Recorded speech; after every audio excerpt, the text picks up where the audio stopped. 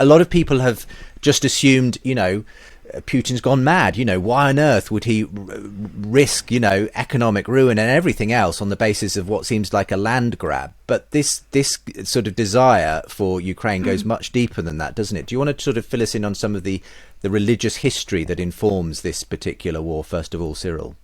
Yes, exactly. It seems, and it is quite clear, that Putin is obsessed and possessed by the idea of taking Ukraine. It's irrational. It's not pragmatic. It's against any pragmatism, any realism. He destroys his own country for the sake of retaking Ukraine, which is kind of increasingly unlikely, it seems.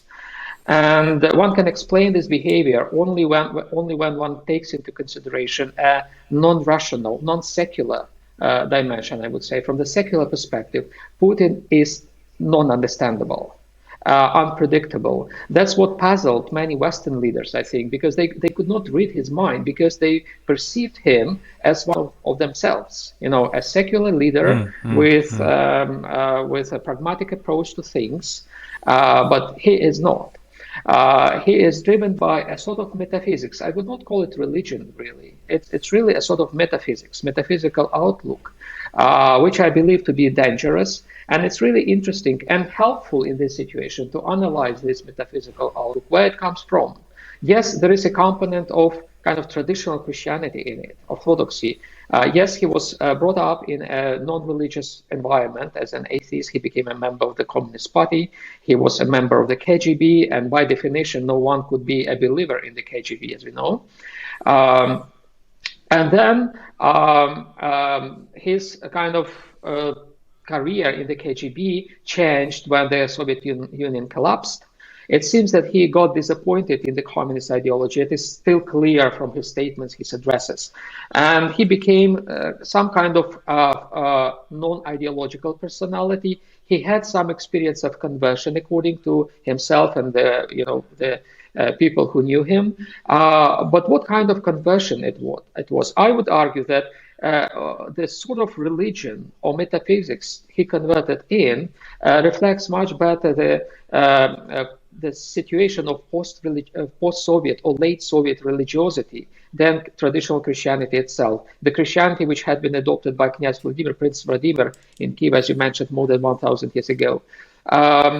This post-Soviet sort of religiosity, I would argue, is very simplistic. I would call, just like Dietrich Bonhoeffer called cheap grace. He talked about cheap grace. I would talk about cheap spirituality that Putin adopted.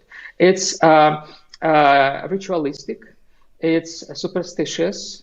That's why people are amazed how much Putin observes, like numbers. It seems to be, it's crazy, but he seems to be very much in numerology. Like he started his campaign against Georgia on the 8th of 2008. And he started his campaign. The first troops were brought to Ukraine from the eastern borders on the 22nd of the 2nd of 22. So this kind of crazy numerology is very much embedded, it seems, in his spirituality. And also there are reports that he, consults all sorts of spiritual charlatans who are not really kind of priests or traditional Christians. So it's a mix of kind of post-Soviet metaphysics, superstition, and I would call it dualistic worldview. The worldview that sees the world in black and white. And for him, certainly, for Putin, the world he sees it's very quite Manichaean. It's dualistic. It means that there is a part of the world which is good, essentially good for him, and he believes this is Russia. And there is a part of the world which is essentially bad for him, and he believes this is the West. So essentially, his war against the West, because what he does in Ukraine is not just about Ukraine; it's about the West, essentially, about the conquering the West, about the retaliating the West. He wants to destroy it through Ukraine. Ukraine is used as a proxy, and for him, what he does in Ukraine, what he does against the West, we should remember, the poisoning in Salisbury. Of course, we need to remember all sorts of crimes against humanity, including on the American soil, like intervention into the election process and so forth. So it's a campaign, it's a global campaign, and for him, This is like a cosmic task, I would say. It's like it's a thing, a word with the cosmic dimension. Yes, he is a madman, but he is a calculating personality, and he is driven by this kind of worldview, which reflects what I've described.